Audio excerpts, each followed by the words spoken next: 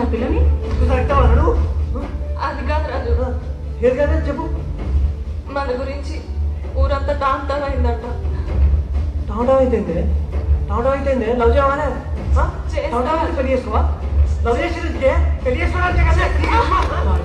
మరి ఇంతకన్నా కొడతాను చూడు.